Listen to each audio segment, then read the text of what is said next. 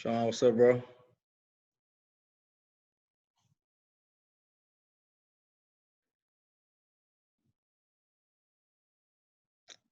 Bree, Sam, everybody hopping on. Okay.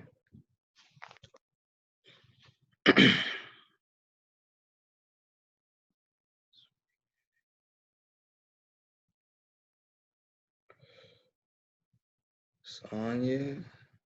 Yeah, if y'all don't mind, make sure y'all mute y'all lines so we won't have a lot of feedback during the call. Jay, what's up, brother?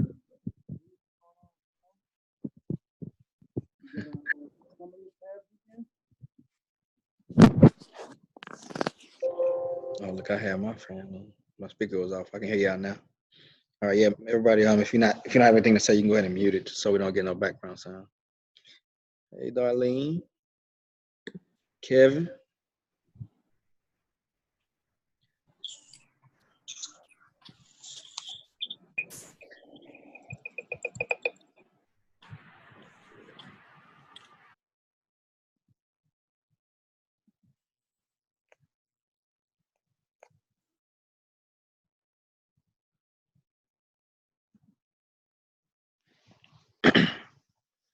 All right, guys, we'll give them about 2-3 minutes to hop on.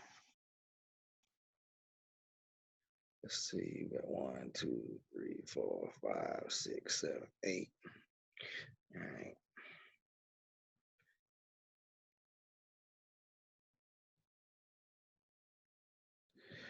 Rich, see you on. Okay. 2, 3, 4.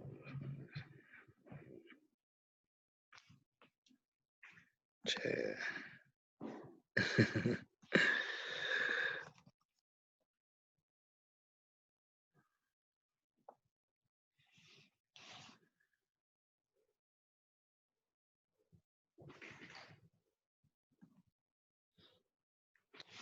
All right, I'm gonna give about 2 more minutes for everybody else to hop on, and we'll just get started.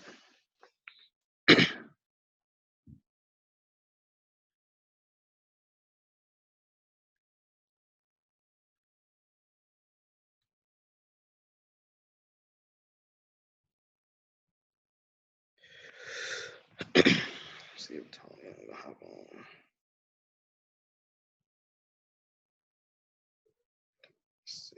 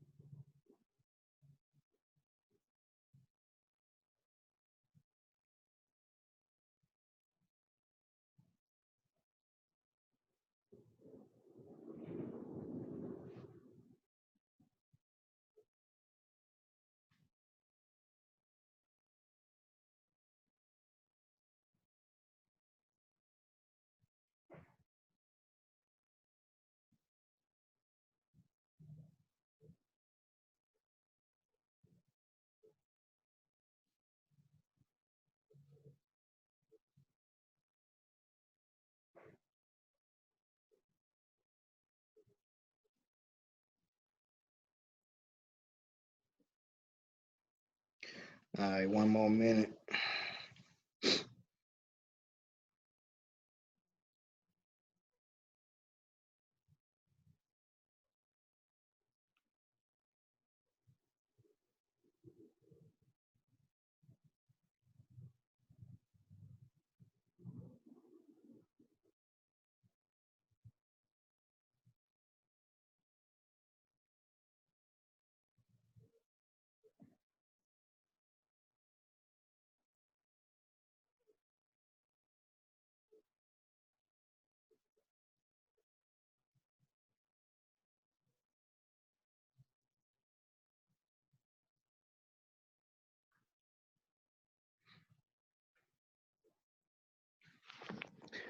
All right. Let's see. Who are we missing? All right. Tony say you're about to hop on. Sam, Sean, Bree. Jay might not be able to make it. Kevin. JJ not on. All right. Who's that just hopped on? Tony, is you? Yeah, this me. Okay, cool, cool. All right, good. Because I actually want you to start. I want you to talk about the the subject two deal we're working right now, bro. You wanna kick it off? Okay, cool. Yeah, it's a situation where a distant relative, they currently facing foreclosure, and they were trying to come up with some options as far as what they want to do to get out of the property. And Chris actually had someone in his network looking to purchase it. Actually, we were trying to think of maybe doing like you say, subject to on the financing, but they kind of waiting to the last minute. So we kind of trying to tie the loose ends of it as we speak right now. So Yeah. So the situation is they bought a house probably was it like 2 years ago, Tony? right, 2016. 2016. So yeah, so a little over 3 years. But when somebody buys a brand new house at retail, there's usually not enough equity in it um, in 2 or 3 years because the first few years you're really just paying interest and you're not really paying Right. towards the principal on it. So they just got in a situation where they got behind on payments, and they were actually working with me last year when I was trying to help their parents save their house for the wife, and we couldn't work a deal with them then. But man, sometimes it's you just have to be patient and work with people. Um, the situation right now is that they expect to get something out of walking away from the house, even though there's absolutely no equity in it. So anybody that buys it, even if they're doing subject to or owner finance, you know, those people, if they're an investor, they don't want to be upside down. Now, if you sometimes you can find people, mainly those people that have really bad credit, or they have a lot of cash, or they have I gotta mute somebody's line. Hold on. All right, my bad. Okay, so I'm muting those lines. So yeah, so mainly what you have to do is try to find somebody that's willing to overpay for some reason. So that's usually not going to be an investor. That's going to be somebody that's really buying a house to live in a nice neighborhood, and they don't mind paying a little bit more than asking price for it because they don't qualify for a loan. Otherwise, they may have $20,000, $30,000, $50,000 sitting in the bank, but they can't afford to buy $300,000, $200,000 house like that. But in this situation, it is an investor, but he's actually looking to live in it himself, so he's willing to pay full market price for it, but he doesn't want to pay over that. And it's literally at the point right now where they have less. They have exactly 30 days because it's going to sell December 4th, or whatever the day is, the first Tuesday of the month of December. And they just decided to list the property literally today, and they listed it at full market value for the new construction in the area. However, their house is 3 years old, so it's not going to sell. So basically, what I told Tony to do is just stay in contact with him, and over the next couple of weeks, as it gets closer to the time for the sale, they're going to get desperate. They're going to realize it's not going to sell. Even if they get an offer, when they get a closing statement, the closing statement is going to show that after they pay realtor fees and they pay closing costs and they pay the additional penalties coming from the bank, they won't have enough money to bring the deal to a close, even though they have a buyer.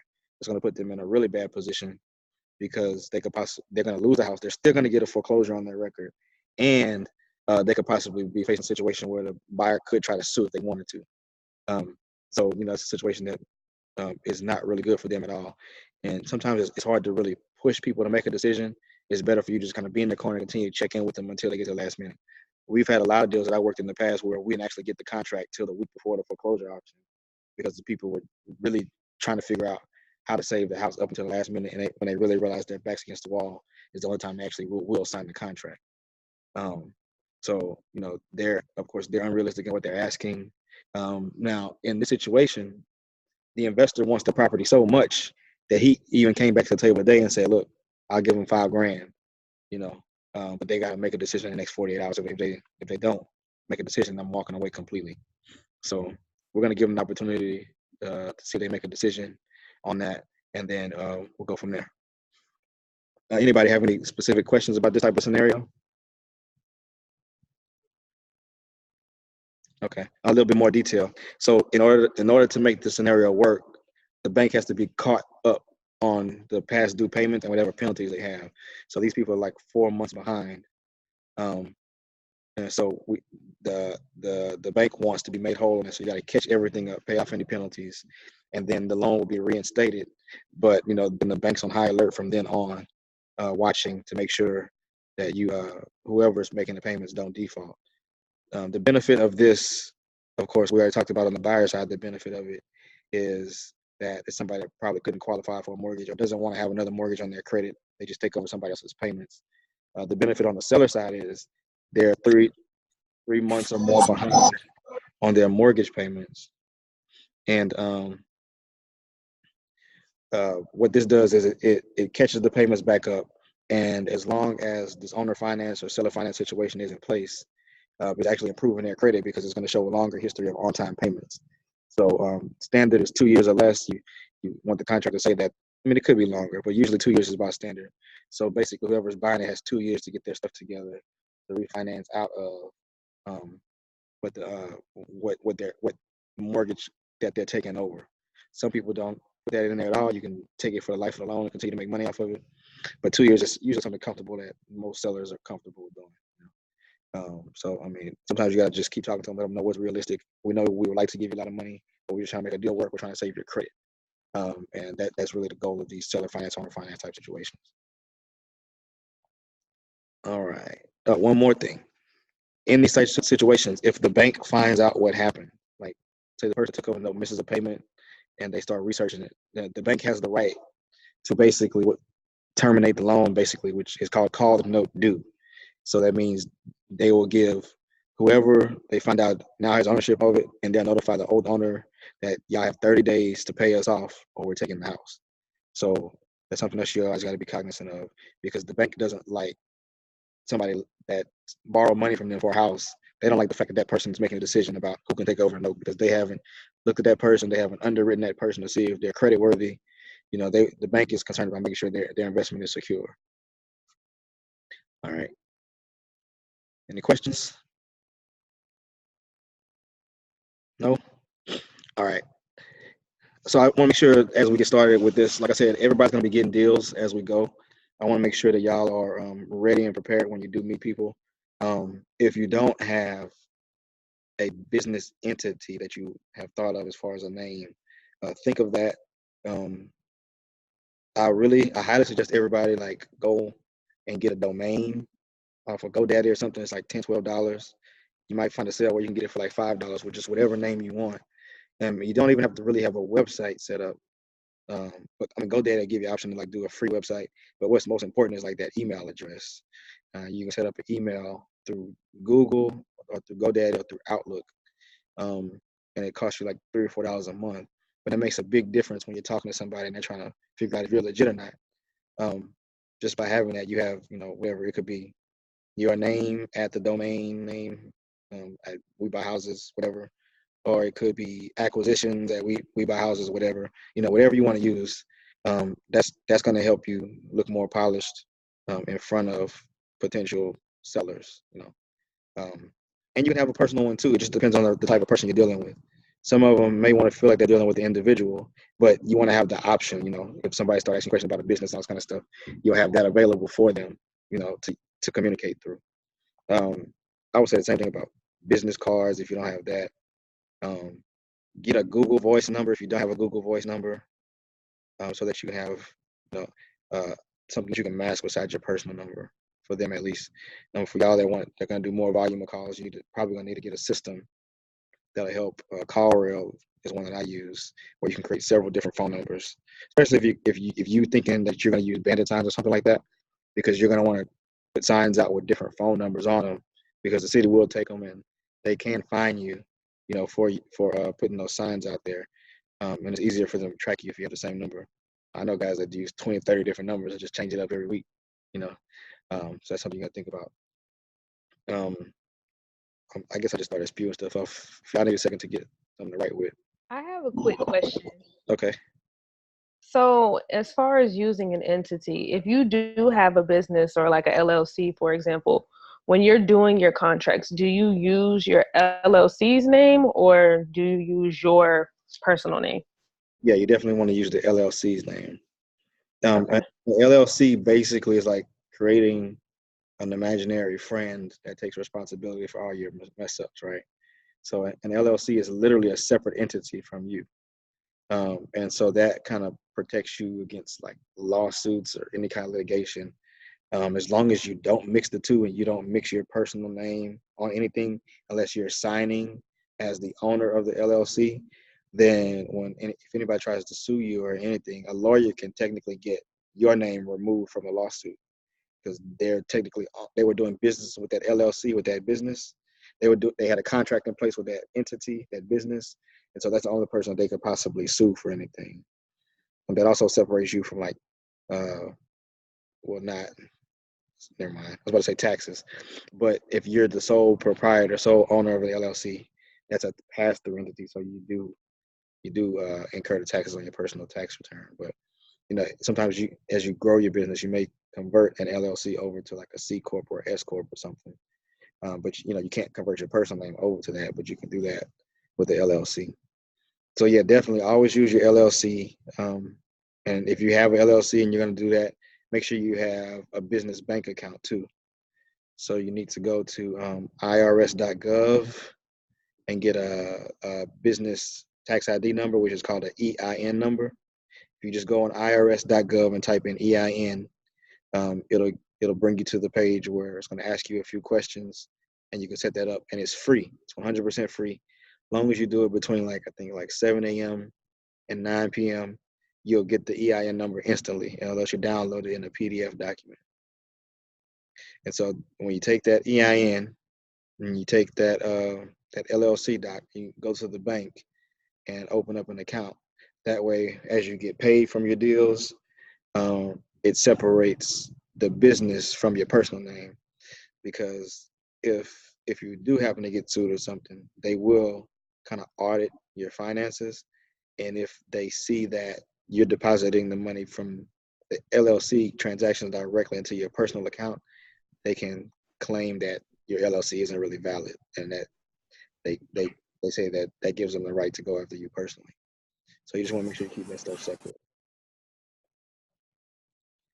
All right. What else? Okay. So I've had. Oh, Darlene, go ahead. Oh, hold on. Wait. Let me unmute you. Okay. Oh, there you go. Okay. Do you have to go through an attorney to get an LLC?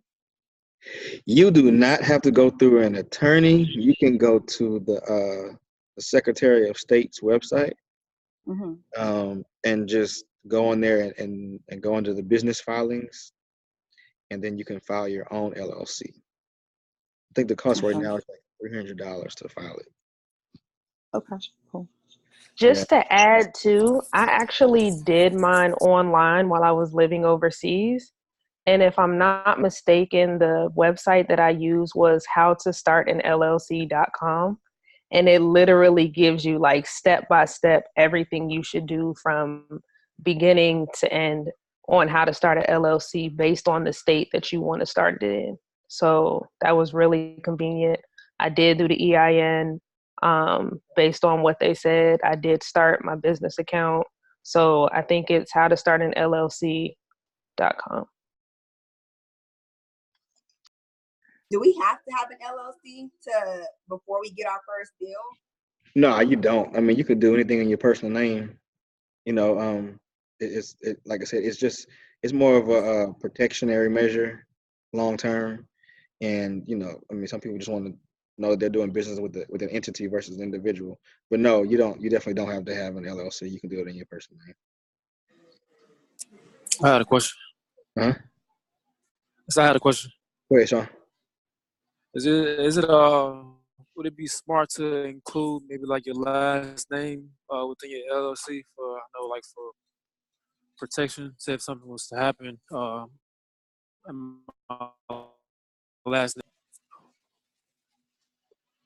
name. You mean like as far as like somebody else being able to take over the company or the business, or like your family? Yeah, like I have my last name included inside my LLC.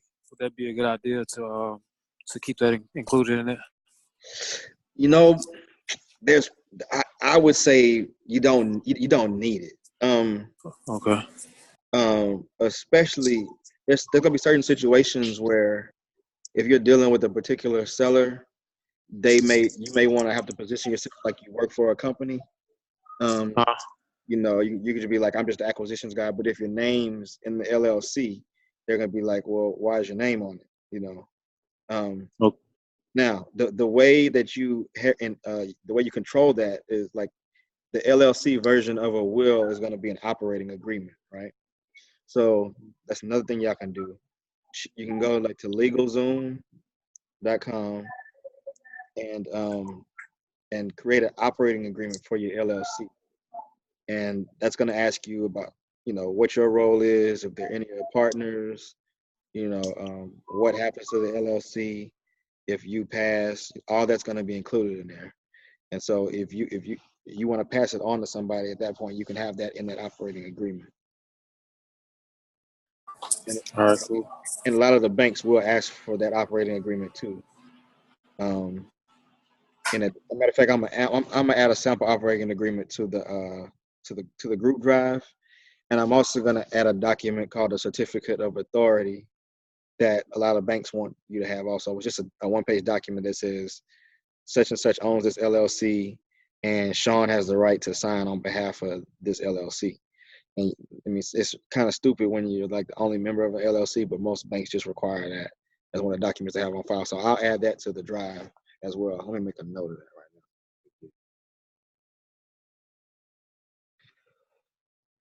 now. Okay.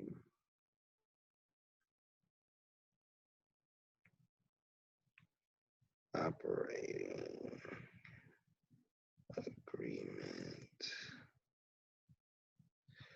certificate. Okay. Okay. Next, I'm gonna add an actual assignment agreement in there. We don't have that in there yet. Hopefully, everybody studied the contract that we went over last week and kind of got a good understanding for that.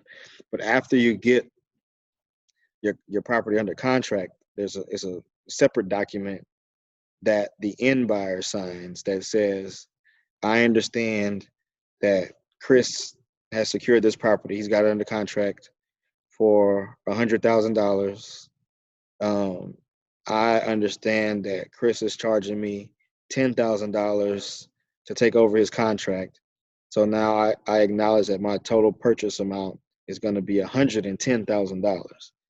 And so that's the document that you have to submit along with your original contract to the title company, and that completes the assignment process on your part, and then they open title and they can start getting prepared to close for you. Anybody got questions about that part?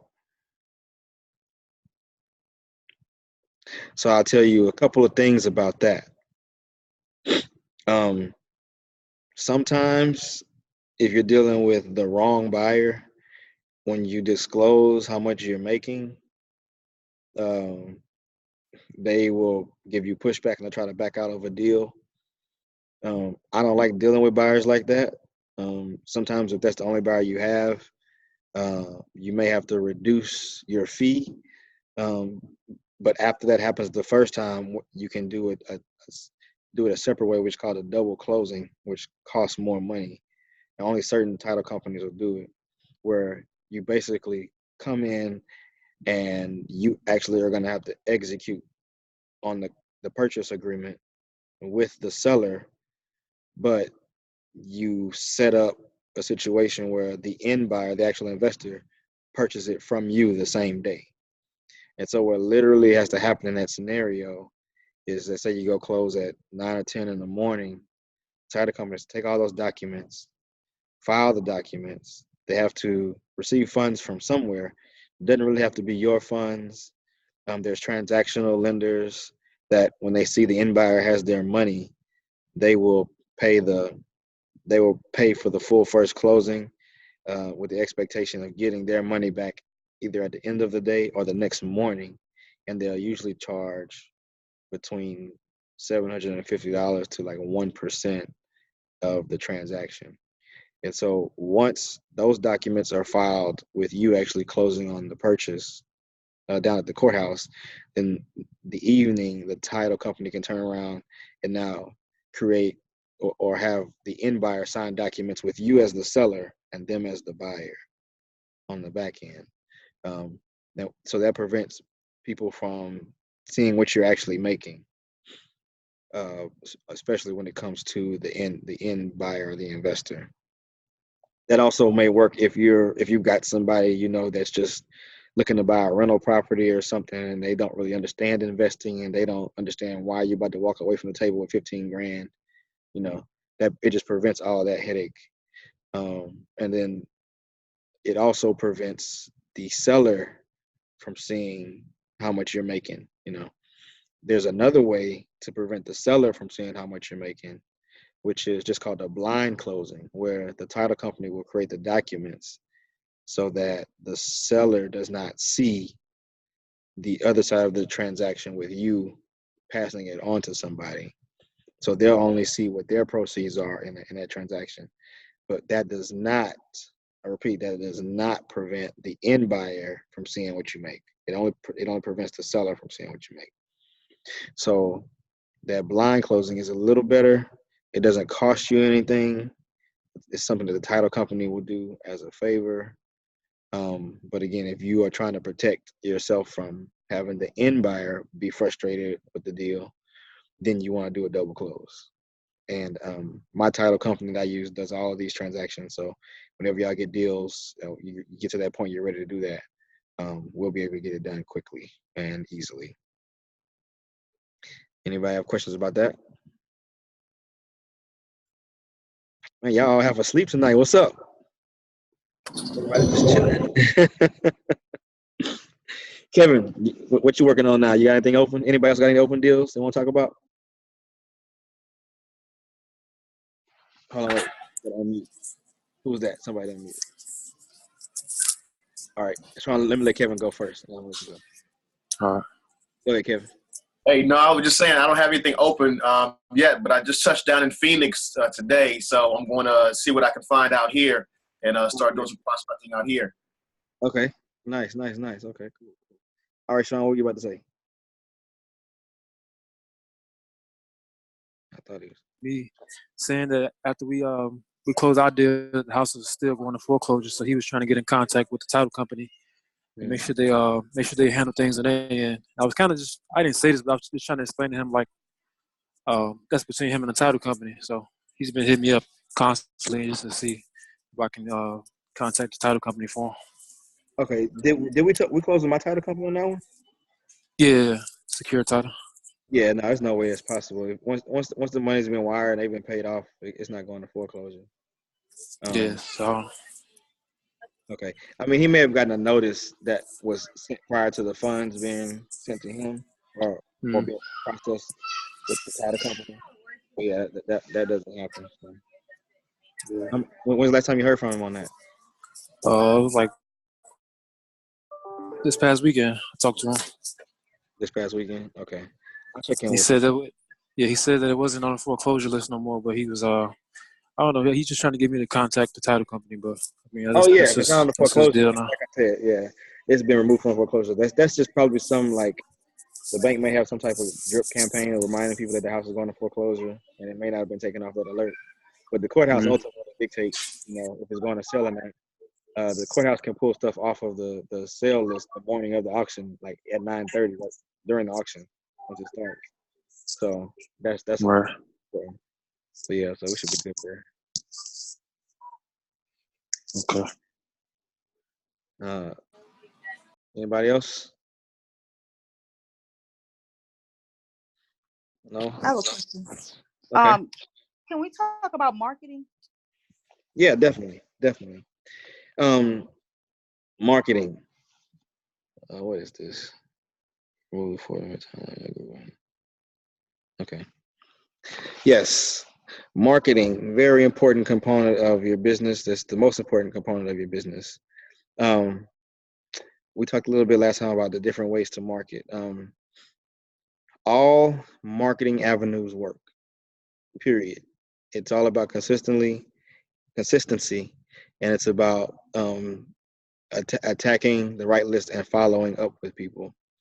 The best lists, or the list that I see people get the most traction with in Houston, or foreclosure lists. So everybody, if you don't have a membership or a subscription at foreclosehouston.com, you should get one. Foreclosehouston.com. You can pay monthly, and when you pay monthly, they literally update the records every 6 hours. So they're constantly crawling the courthouse database, and every 6 hours it updates with new information. So you can get foreclosures from them, you can get probates, you can get tax sales, basically all of the basic lists, the divorce list. You can get all of that from their website, and you can download it in a Excel basically file, a CSV file, and sort it, and then skip trace it. So for the skip tracing, I use REI Skip, and there's a couple other ones out there that you can use also. That'll give you the phone numbers, and they have about a 50 to 60% hit rate, which means success rate of actually you getting to the right person. And there's several ways to get to them. You can call them individually, you can text them, you can use a system that we talked about auto dialers last week, but we're going to have a whole discussion on that in the next couple of weeks about those different systems, and we'll walk through sampling a couple of them and looking at how they work differently. Let's see. You can do ringless voicemails, and there's systems that'll give you the option to do all of these. Then, of course, you can always mail to people. So there's websites like yellowletter.com that will allow you to actually just send postcards. You can choose the color of the postcard. You can choose the verbiage on the postcard. And I don't want you to overthink that process. It just needs to be something simple that says, and I am interested in purchasing your home. If you're interested in selling, please give me a call. Some people take a lot of time trying to think of these intricate, creative things to say, but you want to make it short and sweet. People have a very short attention span, and they're getting marketing materials from other people. So this is more of a lottery system, right? Where, it's not really about how much time you spend thinking about what you're trying to say. It's more so about just getting that "I want to buy your house" message to you at the right time. As long as it's not offensive or crass.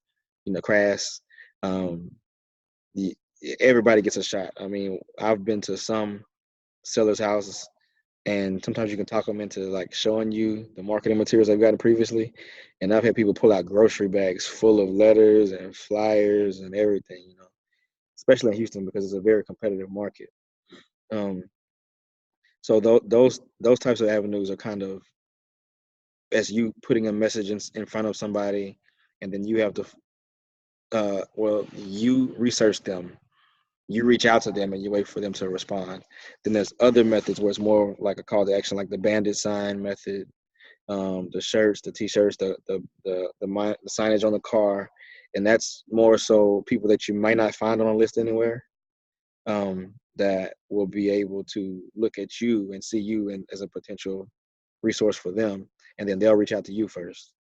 So that method works. Bandit signs was a very saturated market for a long time because everybody was doing it.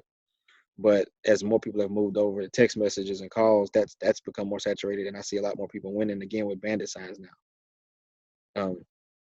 So other types of lists that you won't see a market as much as absentee owner lists are really good lists if you want to do a lot of volume.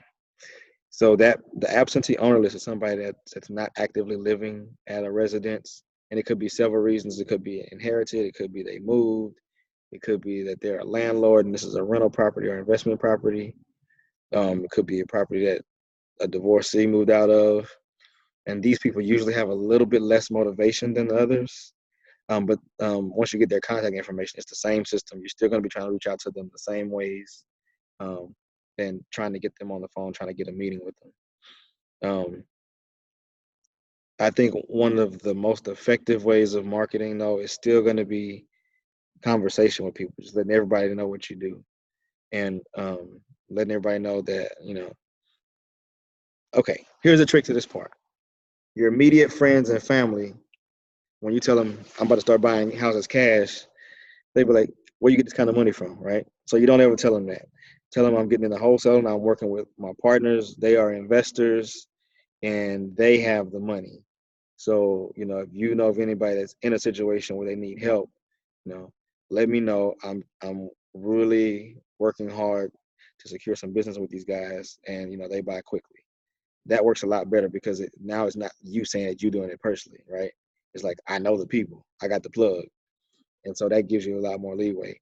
And if you want to offer them a referral fee, that always helps. And everybody wants to know what's in it for me, right? So if you offer them $500 if a deal closes, or you can say that my investors will pay you $500. Don't even tell them you're making nothing off of the deal. Another good one is we talked about this a little bit at the end of the meeting last time. Everybody that deals with these people, even before it gets to the courthouse. So bankers that deal in mortgage departments that knows when people are going to foreclosure. I mean, that's why it's always good. Like I said, when you're at happy hour, always talk to people. You never know who you run into. Attorneys that may deal with real estate, probates, and all that kind of stuff, they get a lot of leads. Realtors get a lot of leads for people that want to sell houses that the realtor isn't comfortable putting on MLS, or they're like, you got to fix this, fix that, and the person doesn't have the money to do it, but they're ready to sell. Whether that's an opportunity for you to make sure that the realtor knows, hey, if you get those types of deals, send them my way. I'll make sure you still get paid. You just let them know they'll still get whatever percentage of that 3% that they would make after their broker would have taken a cut. Just tell them, you still get that to them, and you just add that into your wholesale fee. But those are the marketing avenues that I think work the best. Houston is much too expensive to do the SEO type stuff. To be competitive on that, to get on the first page of Google, you got to spend thousands of dollars a month, and you don't want to mess with that until you have grown your business significantly. I like the number one and number two guys spend $80,000 to $100,000 a month just to be ranked up there on top of the page. And like if you do the pay per click, which is the little ads that pop up on the side when somebody Googles "sell my house." We got a new student, huh, Sam? Yeah, so those ads on the side, they cost like $400 to $500 per click. I mean, that's just anybody that clicks on that out of curiosity or anything. So you want to stay away from that in big markets. I mean, if you have a smaller market where that you have some family or some connections or something, you may want to look at that type of stuff. But don't try that in Houston starting out. You'll expend so much of your investment, your marketing dollars, that is, you'll run yourself in the ground before you can even get started. How's that, Darlene? You got any other questions? We're gonna have like whole classes on it too. So That was good. Thank you. okay, and of course other wholesalers. I don't have to say that, but there's gonna be other wholesalers, guys, that y'all talk to now. Now that y'all in this group, there's gonna be a lot of people that have deals and won't know how to close them, and you can bring them to me, and we'll definitely be able to get them closed. And so we just split the fees with them or give them whatever cut we feel comfortable based off of how much work they've done with it. Depending on how far they are with it. So. Yeah, let's definitely bring all those this way. Now, I'm not saying like every email you get from somebody, a lot of those deals are bad deals. If they've been shopping the deal around for a few weeks, it's going to be really tough for us to market it. Me and Kevin got lucky on the one we did because I had a good buyer, but not all of them will be that good. So it's a case by case basis.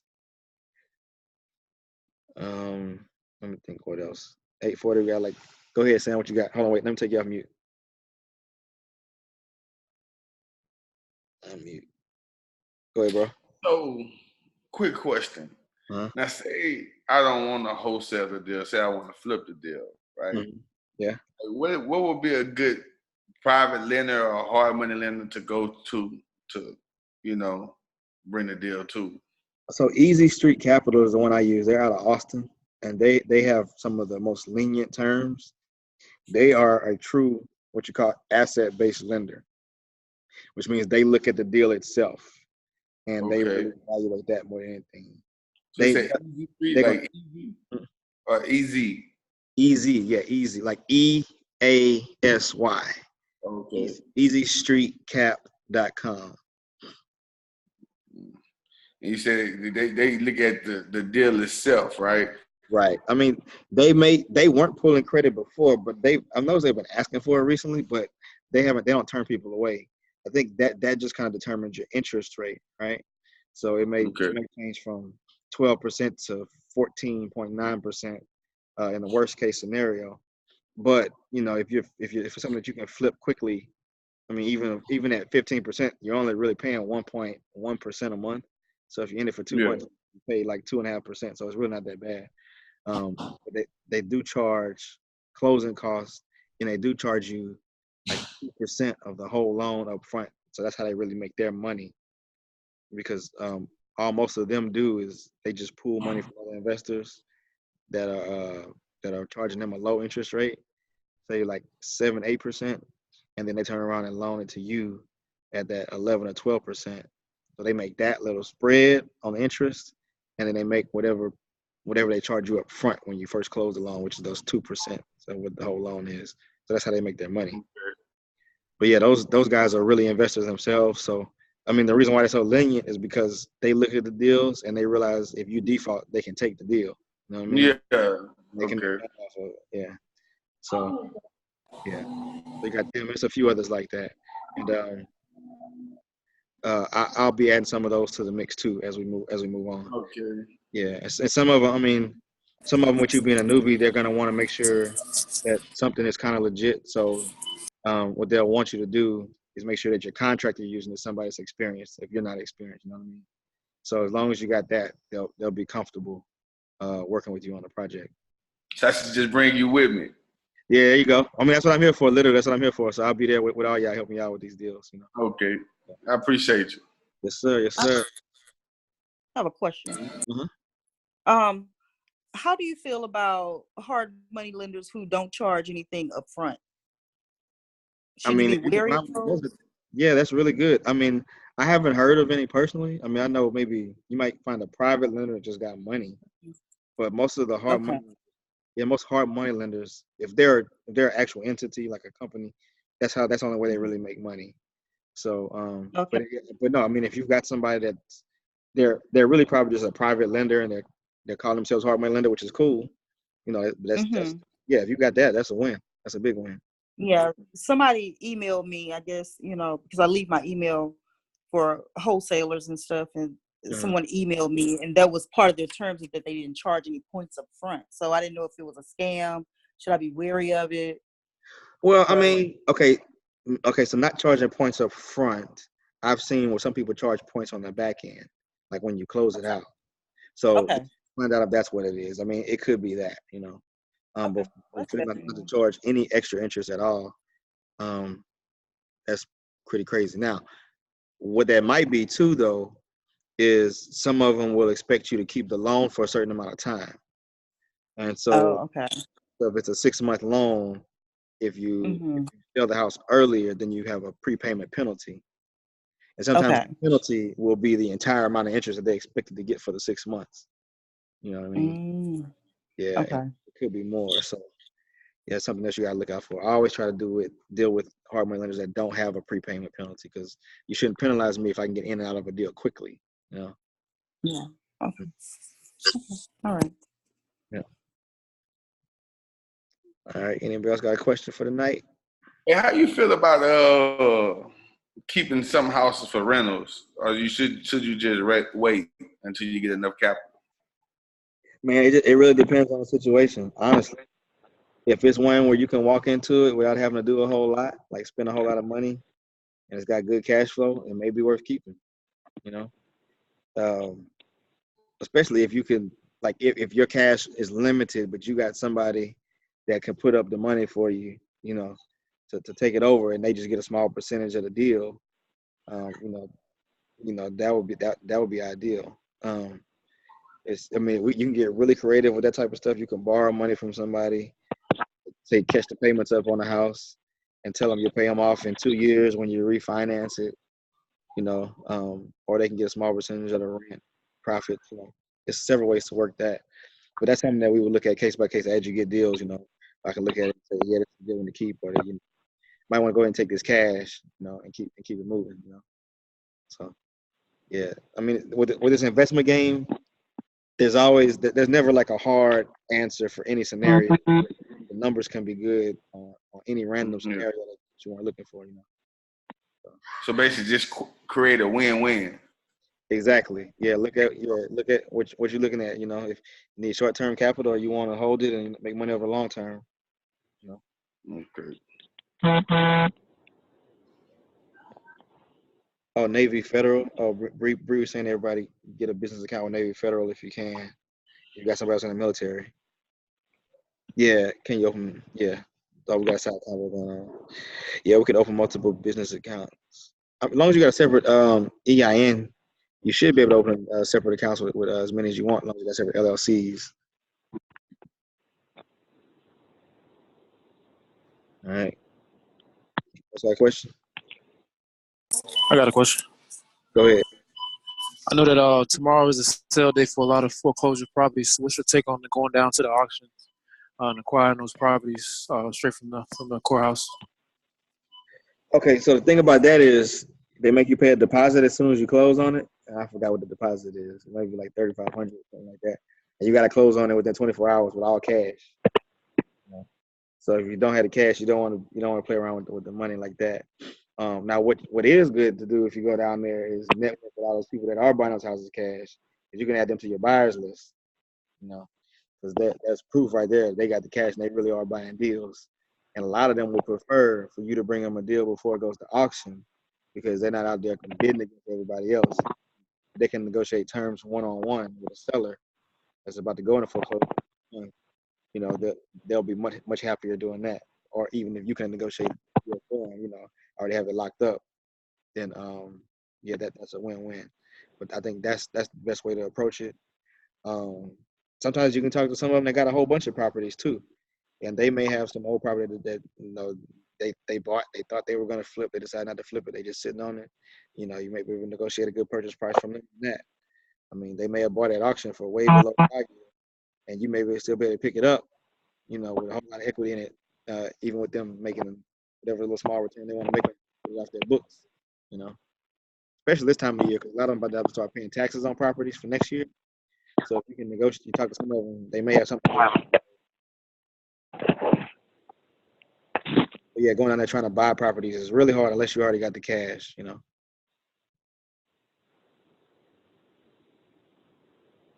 What about FHA loans and things like that? Like, how do we go about getting to that? Oh, so that's a lot more conventional. Using the FHA loan, are you talking about to buy it yourself? Yeah, like when you make the it's like 3% down payment. Okay, FHA will only lend on something that's livable, so it has to be habitable, right?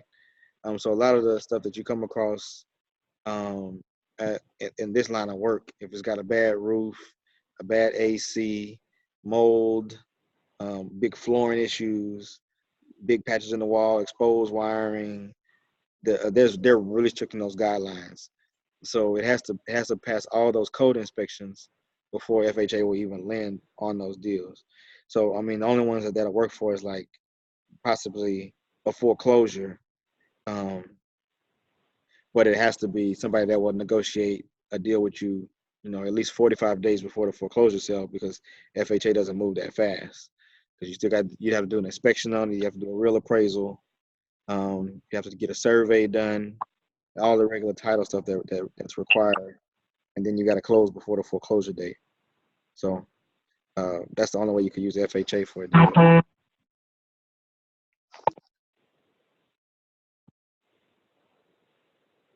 You guys got a question? I got one, Chris. Okay. Just to follow with you from the one from earlier, I was kind of moving around when you explained it to me, the situation with the lady. She has the property listed with the realtor right now, and she's asking for $1,000 earnest money, and it's also a termination option in the contract as well. So what's the breakdown as far as how to navigate that one? Okay, so you haven't executed the contract with her yet, right? Correct. It's all typed up, and we have the seller's signature, but they're waiting on our signature from the buyer side. Okay, so let's give everybody the whole scenario. So Tony was Okay. negotiating. He was negotiating with a seller, and she was on the fence, right, about selling. Is that it, Tony? And then y'all were on the fence about making Right. sure the number was right. Okay, and in the Right. mean, And we finally. okay, go ahead. No, I was gonna say we finally agreed to it. First, she was kind of hesitant about the contract, so we came back with a realtor contract. So once we finally got, a check contract. Once we finally got the numbers right, we began to discuss a date for us to go and bring in our contractors or our finance guys. What we told her, and then the next day she told us she was gonna list with a realtor. So the realtor called me this morning saying, "Are we still interested in the property?" But the only changes that to the original contract was that she added way more earnest money and she kind of shortened the days of our contract. So I was just trying to figure out what's the best way to navigate that. Yeah, And also, she would get paid from the buyer, right? What you said earlier. correct. She will get paid from the buyer. So just remember this, guys. The realtor always gets paid from the seller, so it doesn't come out of your pocket. Um, in this scenario, if I think the purchase price that they had agreed to was 105. So Right. if the seller is flat broke, don't have no money, but she owes 103, 104, 105 on the house, the deal won't work because the realtor won't be able to get paid at closing. Now, if the seller owes anything less than like 92% of the purchase price, because when I say 92%, I say that because most of the time your closing costs, including realtor fees, are about 8.5% of the sale price. So you got 6% usually going to the realtors, and you got another 2.5% going towards closing costs, right? So if it's anything less than that she owes, there's usually enough room for the deal to still work. But what happens now is that you have a industry professional that's going to be negotiating on behalf of the seller. So Right. if that number still works and they're good with it, that's cool. What now? A realtor's obligation also is to submit every offer that's submitted that's reasonable to the seller. So even though she's asking you to give all this extra earnings money, you can counter back and say, yeah, I'm submitting a full price offer, but I'm countering the amount of earnings money. I want it to be what was originally agreed to. And then at that point, it's up to the seller to approve or reject your offer, right? Okay.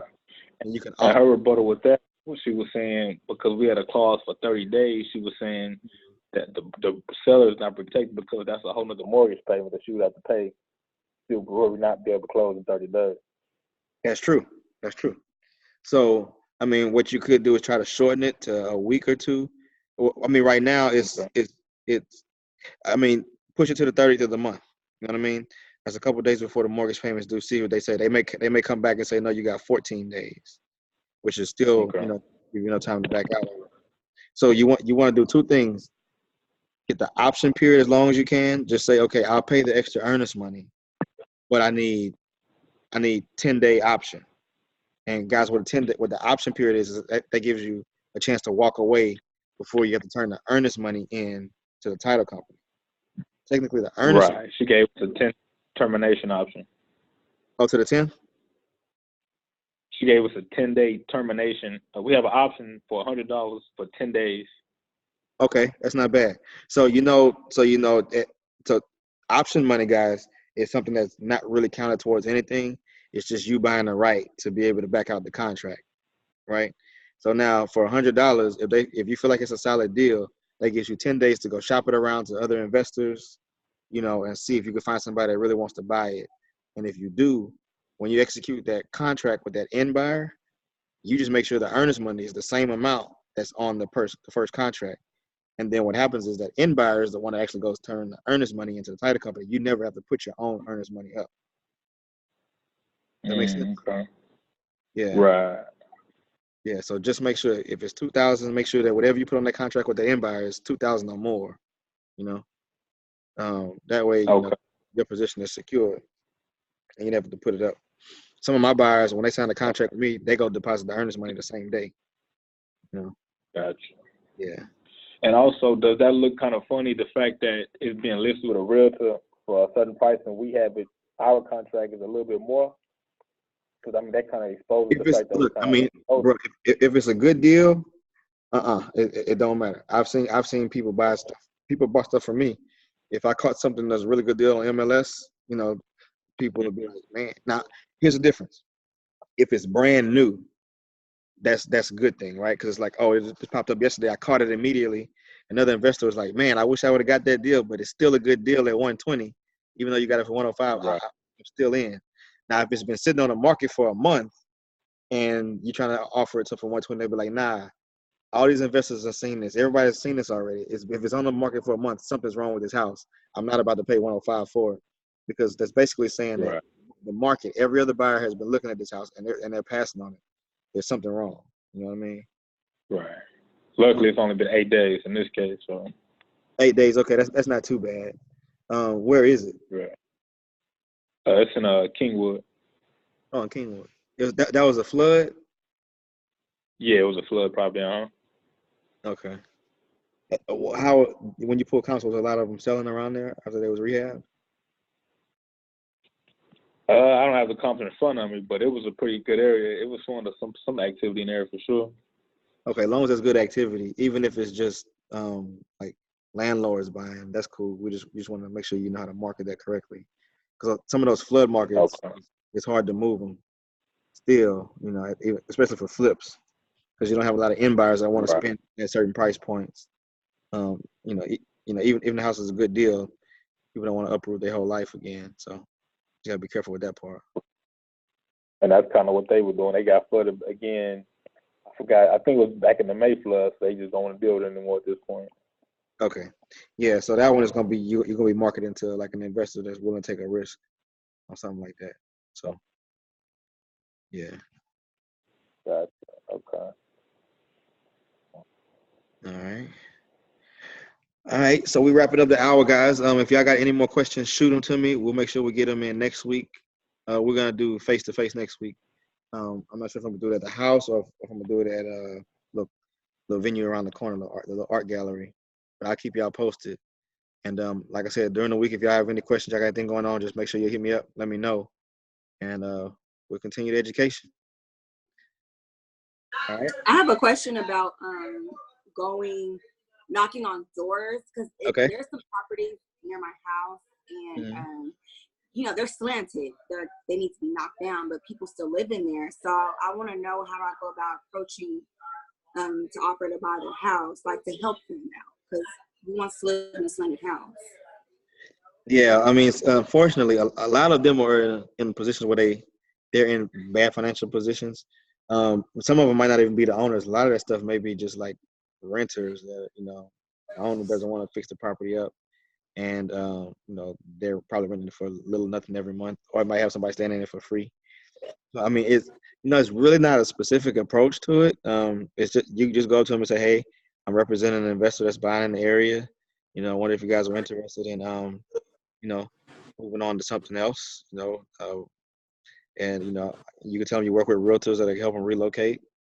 But it's really no easy way to go about that conversation.